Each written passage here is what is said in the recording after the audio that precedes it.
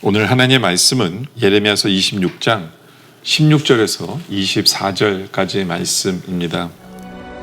고관들과 모든 백성이 제사장들과 선지자들에게 이르되 이 사람이 우리 하나님 여호와의 이름으로 우리에게 말하였으니 죽일 만한 이유가 없느니라.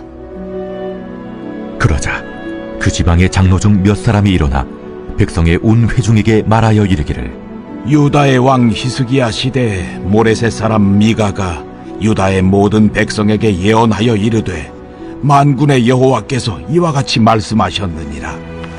시온은 밭같이 경작지가 될 것이며 예루살렘은 돌무더기가 되며 이 성전에 사는 산당의 숲과 같이 되리라 하였으나 유다의 왕 히스기야와 모든 유다가 그를 죽였느냐?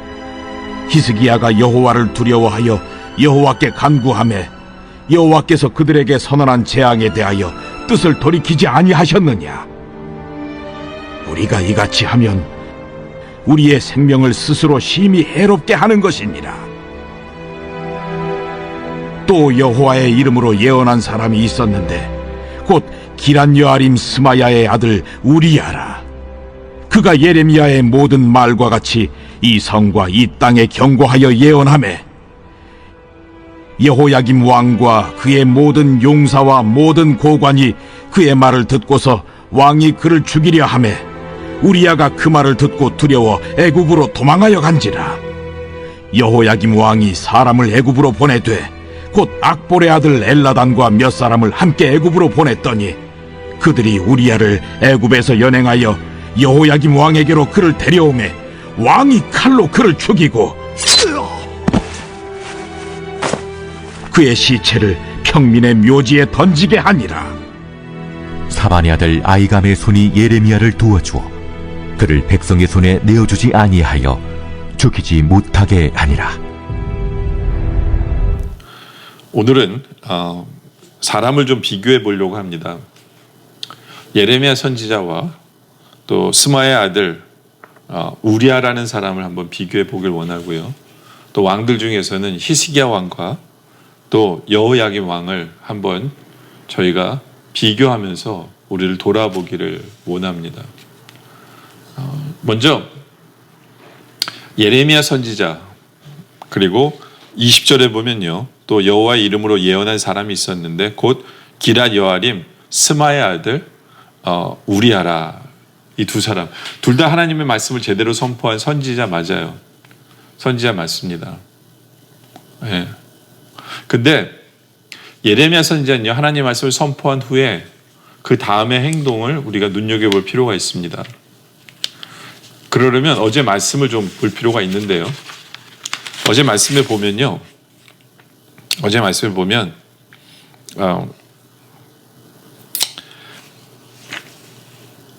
9절부터 보면 어째 내가 여호와 이름을 의지하고 예언하여 이르기를 이 성전이 실로같이 되겠고 이 성이 황폐하여 주민이 없으려 하느냐 하며 모든 백성이 여호와의 성전에서 예루살렘을 향하여 모여듭니다. 모든 백성이 모여서 어떻게 하느냐? 10절에 보면 유다의 고관들이 이 말을 듣고 왕궁에서 여호와의 성전으로 올라가 여호와의 성전 새 대문의 입구에 앉으며 제사장들과 선지자들과 고관들과 모든 백성에게 말하 이르되 이 사람은 죽는 것이 합당하니 너희 귀로 들은 같이 이 성에 관하여 예언하였습니다. 그렇죠? 모든 사람 앞에서 이 사람이 죽는 것이 마땅하다라고 선포를 합니다. 선포를 해요. 네. 그리고 거기에 있는 사람들이 어떤 면에 있어서는 동의를 합니다. 오케이, 예레미야 저 선지자 죽여야 돼 라고 동의를 합니다. 그러나 예레미야는요, 죽이겠다는 그 말 앞에서도 끝까지 하나님의 말씀을 계속 전하고 그리고 끝까지 그 자리를 지킵니다. 지켜요. 그런데 20절에 보면 또 여호와의 이름으로 예언한 사람이 있었는데 곧 기럇 여아림 스마의 아들 우리아라 그가 예레미야의 모든 말과 같이 이 성과 이 땅에 경고하여 예언하며 여호야김과 그의 모든 용사와 모든 고관이 그의 말을 듣고서 왕이 그를 죽이려 하며 우리아가 그 말을 듣고 두려워 애굽으로 도망합니다. 도망하여 간지라. 똑같은 하나님의 선지자인데 하나님을 선포하고 이 사람은 죽이려 하자마자 바로 도망갑니다. 도망가요. 근데 예레미야는 어떻게 합니까? 예레미야는 14절에 이렇게 말합니다. 보나 나는 너희 손에 있으니 너희의 의견대로 좋은 대로 옳은 대로 하려니와. 그렇죠? 그럼 너희는 분명히 알아야 너희가 나를 죽이면 반드시 무죄한 피를 너희 몸과 이성과 이성 주민에게 돌리는 것이니라. 이는 여호와께서 진실로 나를 보내사 이 모든 말을 너희 귀에 말하게 하셨습니다. 예레미야는 도망가지 않았어요. 예레미야는 너희 뜻대로 해라. 근데 나는 분명히 하나님 보낸 사람 맞다. 하나님이 판단하실 거니까 나는 하나님 앞에서 하나님 말씀을 제대로 전하기 때문에 난 도망가지 않는다. 너희 뜻대로 하라. 나 죽일래면 죽여라. 라고 예레미야는 자신이 전한 하나님의 말씀에 대해서 확고합니다. 네. 분명한 것을 전했고 하나님 뜻이고 확고하게 서 있어요. 그러나 이 선지자는 도망을 갑니다. 근데 결과론적으로 어떤 일이 발생을 하느냐 하면 16절에 보면 고관들과 백성이 제사장들과 선지자들에게 이르되 이 사람이 우리 하나님 여호와 이름으로 우리에게 말하였으니 죽일 만한 이유가 없느니라. 그렇죠? 하나님 말씀이라고 내가 전한 것은 하나님 말씀이라고 확고하게 딱 서 있으니까 오히려 사람들이 변화하기 시작해요. 고관들의 백성들이 이건 죽일 일이 아니라 하나님 말씀을 전했는데 왜 죽일 일이냐 이렇게 되어져 버립니다. 예? 그리고 17절에 그러자 그 지방에 장로 중 몇 사람이 일어나 백성 온 백성이 말하 이르기를 하면서 예레미야 선지자 편을 듭니다. 편을 들어요. 그 편을 든 게 히스기야 얘기를 하는 거예요. 유다 왕 히스기야 시대에 모레셋 사람 미가가 유다의 모든 백성에 예언하여 이르되 만군의 여호와께서 이와 같이 말씀하셨느니라. 시온은 바깥이 경작지가 될 것이요 예루살렘은 돌무더기가 되며 이 성전에 사는 산당의 숲과 같이 되리라. 똑같은 얘기한 거예요. 성전이 없어진다라는 얘기를 한 거예요. 그렇죠? 근데 히스기야 때는 회개했다는 얘기예요. 회개했다. 그러니까 미가란 선지자도 하나님 말씀 전했는데 신성모독한 게 아니라 하나님 말씀을 전한 것이 돼버려요. 근데 이 우리아는 하나님 말씀을 전하고 누가 죽인다 그러니까 바로 도망을 가버려요. 그러니까 능력, 힘이 없어지는 거예요. 그 말씀도 힘이 없어지고 그리고 결국은 이 사람이 어떻게 되냐면 22절에 여호야김이 사람을 애굽으로 보내요. 곧 악볼의 아들 엘라담과 몇 사람을 함께 애굽으로 보냈더니 그들이 우리아를 애굽에서 연행하여 여호야김 왕에게로 그를 데려오매 왕이 칼로 그를 죽이고 그의 시체를 평민의 묘지에 던집니다. 그렇죠? 하나님 말씀은 죽으면 죽으리라고 선포하는 그 마음이 있어야 되는데 그 마음이 없었어요. 전화 도망갔는데 결국에는 이 사람 어떻게 됩니까? 결국에는 잡혀가서 죽어요. 애굽으로 도망갔지만 살려고 했지만 오히려 더 죽게 되는 상황을 보게 되죠. 그러나 예레미야 같은 경우에는 24절에 보면 사반의 아들 아히감의 손이 예레미야를 도와주어 그를 백성의 손에 내어주지 아니하여 죽이지 못하게 하니라. 오히려 죽으려고 한 사람은 산 것을 우리가 보게 되어집니다. 여러분들, 우리의 삶을 한번 보기를 원합니다. 하나님을 섬긴다는 것. 하나님을 섬긴다는 것.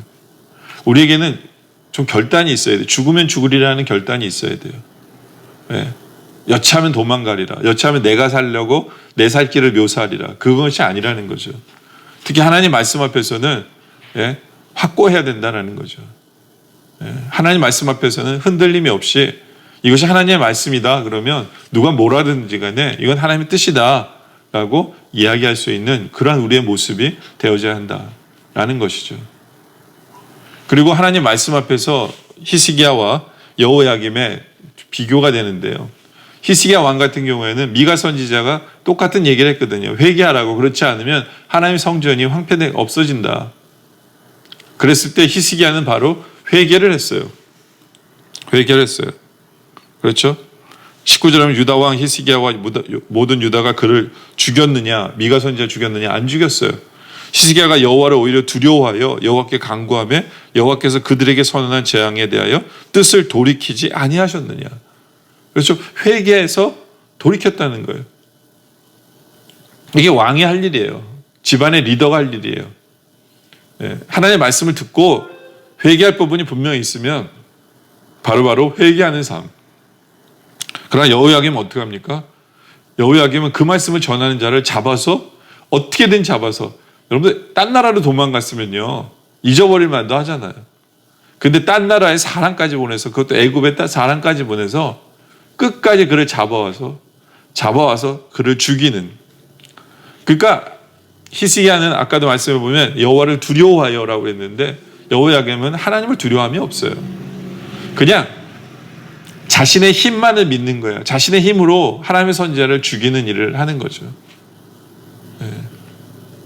바로 대조가 되잖아요. 그렇죠. 우리는 하나님 말씀 앞에서 어떠한 사람입니까?